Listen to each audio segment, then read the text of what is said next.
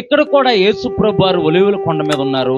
శిష్యులు వచ్చి ఆయన అడుగుతున్నారు, నీ రాకడకు యుగ సమాప్తికి సూచనలు ఏమిటి అని యేసు ప్రభువారు అడుగుతున్నప్పుడు యేసు ప్రభువారు చెబుతున్నారు, జనం మీదకి జనము, రాజ్యం మీదకి రాజ్యం వచ్చును, అక్కడక్కడ భూకంపాలు కలుగును, నా పేరిట అనేకులు వచ్చి మిమ్మల్ని మోసం చేస్తారు, ఏర్పరచబడిన వారిని సైతం కూడా మోసం చేస్తారు, మీరు జాగ్రత్తగా ఉండండి, మీరు మెలకుగా ఉండండి.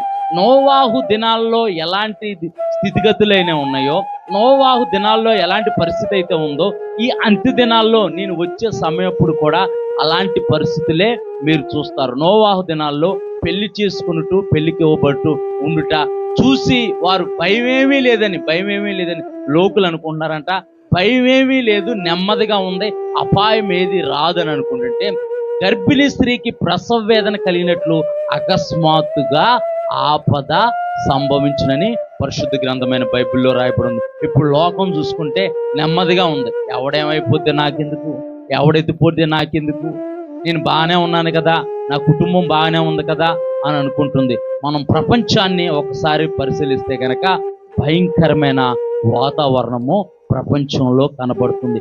మరి ముఖ్యంగా క్రైస్తవులకు అవసరమైన ప్రవచనాలు, విషయాలు ప్రపంచ దేశాల్లో జరగటము మనం చూస్తున్నాము. గడిచిన వారం రోజుల్లో సోషల్ మీడియాలో ఒక వీడియో వైరల్ అవుతుంది.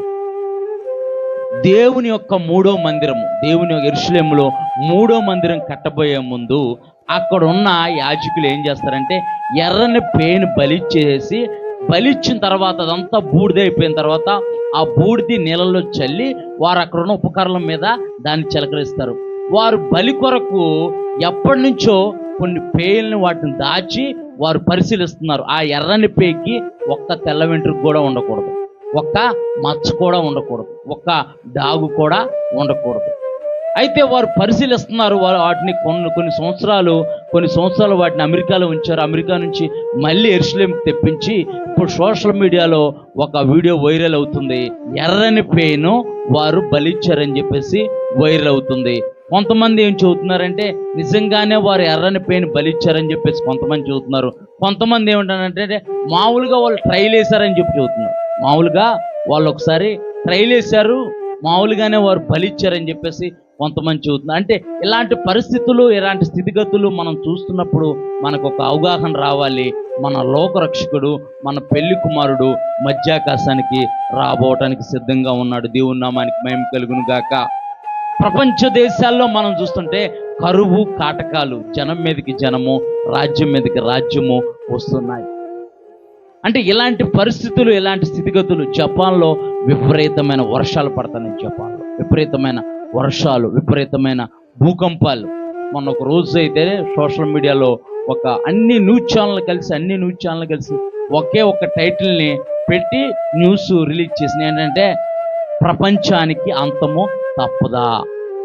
అయితే ఆ రోజున 100 సార్లు జపాన్లో భూకంపంలు వచ్చినట్టు, ఒక్కసారి కాదు 100 సార్లు వచ్చినట్టు, భూకంపంలో 100 సార్లు వచ్చినాయి. ఇప్పుడు మనం చూస్తే, బయట చూస్తే వాతావరణం ఎలా ఉందని అంటే ఎండ చూస్తే ఎండ ఉన్నట్టు అనిపించట్లా. ఒకవేళ ఎండవేళ మనం వెదర్ రిపోర్ట్ చూస్తే, ఎవరైనా చూసారా వెదర్ రిపోర్టు? ఎంత ఉంది ఎండ? నాన్న జోసఫ్, వెదర్ రిపోర్ట్ ఏమైనా చూసారా? ఎంత ఉంది వెదర్ రిపోర్టు? వెదర్ రిపోర్ట్ చూస్తే నాకు తెలిసి 35, 36 లేకపోతే 38 డిగ్రీలు ఉన్నట్టు ఉండిద్ది నాకు తెలిసి. నేను కూడా చూడలేదు. వెదర్ రిపోర్ట్ చూస్తే 36, 37 డిగ్రీలు అన్నట్టు ఎండ ఉంది. కానీ ఎండ ఎలా ఉందనంటే 45 డిగ్రీలు ఉన్నట్టు ఉంది ఎండ. వెదర్ రిపోర్ట్ చూస్తే ఎంత ఉంది నాన్న? 35. దేవునికి స్తోత్రం. 35 ఉన్నట్టు ఉంది. ఎందుకంటే ఈ కాలంలో అంత మించి ఎక్కువ ఉండదు. ఎండాకాలంలో అయితేనే 40, 45 అంత దాకా వెళ్ళిద్ది. కానీ ఈ కాలంలో కానీ వాతావరణం ఎలా ఉంది? నా పైన ఫ్యాన్ తిరుగుతుంది, నా తలలో నుంచి మొత్తం బాడీ అంతా చెమటలు ఆల్రెడీ తడిసిపోయాను నేను ఒకసారి. అంటే వాతావరణం మీకు కూర్చున్న మీకు కూడా గాలి ఆటలేదు, ఉక్కిరి బిక్కిరిగా గుబులుగా ఉంది వాతావరణం.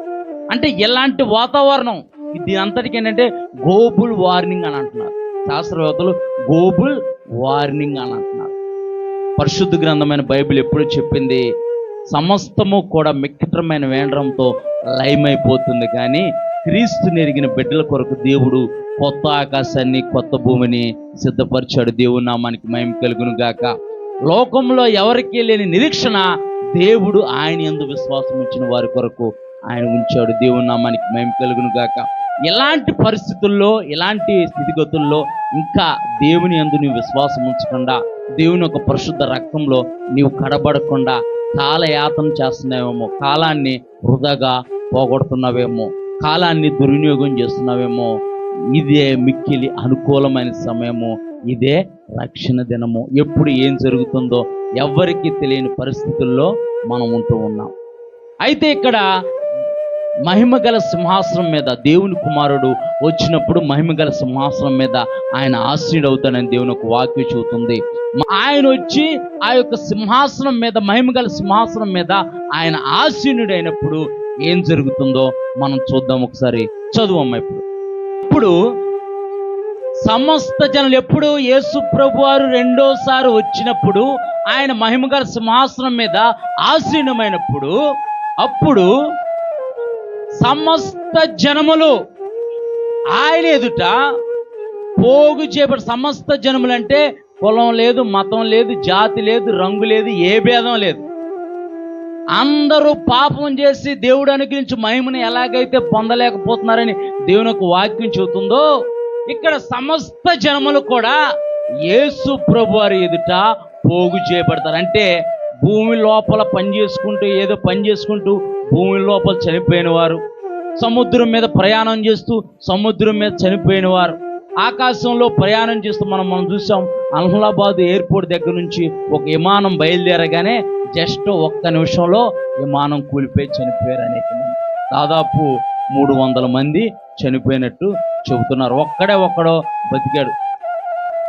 మనుషులు ఎక్కడ చనిపోయినా, భూమి మీద చనిపోయినా, ఆకాశంలో చనిపోయినా, భూమి కింద చనిపోయినా సరే, సమస్తము ఎక్కడ పోగు చేయబడతారని అంటే మహిమగల సింహాసనం మీద ఆసీనుడైన పరిశుద్ధుడైన యేసు ప్రభువారి ఎదుట పోగు చేయబడతారంట. దేవుని నామానికి మహిమ కలుగును గాక. అప్పుడు ఎటువంటి కులమో, జాతి, మతం ఏమీ లేదు. ప్రపంచ నలుమూలలో, ప్రపంచ దేశాల్లో, దీవుల్లో, అడవుల్లో, మారుమూల ప్రాంతాల్లో ఉన్నవారు ప్రతి ఒక్కరు సైతము లోకరక్షకుడైన యేసు ప్రభువారి ఎదుట పోగు చేయబడతారు. చదువమ్మా. గొల్లవాడు మేకలలో నుండి గొర్రెలను అంటే గొర్రెలు కాసే వ్యక్తులు గొల్లవాడు గొర్రెలను కూడా పెంచుతారు. కొంతమంది అచ్చం మేకలనే పెంచుతారు, కొంతమంది అచ్చం గొర్రెల్ని, కొంతమంది గొర్రెలను కూడా పెంచుతారు. వాటిని ఉదయం పూట మేతకు తోలుకెళ్ళి సాయంత్రము మళ్ళీ దొడ్డుకి తోలుకొచ్చిన తర్వాత వాటిని వేరుపరుస్తారు. ఎందుకంటే గొర్రెల మధ్యలో మేకలను ఉంచరు, మేకల మధ్యలో గొర్రెలను ఉంచరు. ఎందుకంటే గొర్రెల స్వభావం వేరు, మేకల స్వభావం వేరు. లోకం అంతా మనల్ని ఏమంటుందంటే వీళ్ళు గొర్రెలు అంటుంది. వీళ్ళు గొర్రెలు, వీళ్ళు ఆదివారానికి దేవుని మందిరానికి వెళ్ళే గొర్రెలు, చర్చికి వెళ్ళే గొర్రెలు. గొర్రెలు మీరు చర్చికి వెళ్ళట్లేదా అని ఏలాకోలం చేస్తుంది, ఎటకారం చేస్తుంది. దేవుడు మన కాపురి అయిన దేవుడు, మన రక్షకుడైన దేవుడు. ఆయన్ని ఏదన్నా అంటే ఆయన కోప్పడో నాకు తెలియదు, కానీ ఆయన పిల్లల్ని ఎవరినైనా ఏమన్నంటే ఆయన దుడ్డు కర్రతో దండిస్తాడు. దేవుని నామానికి మహిమ కలుగును గాక. ఇప్పుడు మనల్ని ఎవరైనా ఏమన్నా అన్నారనుకో, మన కోపం వచ్చిద్ది, రాపోవచ్చు, అవునా కదా?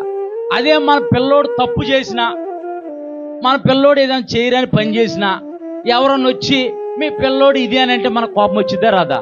ఎవరి మీద వచ్చింది కోపం? వచ్చి చెప్పినోడి మీద, ఎదురు మన గొడవకు వచ్చినోడి మీద వచ్చింది, అవునా కదా? మరి మన శరీరంగా మనకు పుట్టిన పిల్లలే వాళ్ళు తప్పు చేసినా చేయకపోయినా ఎవరైనా వచ్చి మీ పిల్లోడిది రోడ్డు మీద ఉత్తుకునే పరిగెత్తుతున్నాడమ్మా వెనకాల, కారు వెనకాల, లేకపోతే ఆ పిల్లోడిని ఏదో అన్నాడు, ఆ పిల్లని ఏదో గిల్లాడు అని అంటేనే మనకు కోపం వచ్చింది. వీడికి బుద్ధి చెప్పాల్సింది పోయి, వీడికి భయం చెప్పాల్సింది పోయి, మనకు చెప్పిన వాళ్ళతో మనం గొడవ. నువ్వు చూసావా, నీకు తెలుసా మా పిల్లోడి గురించి అంటావానవా?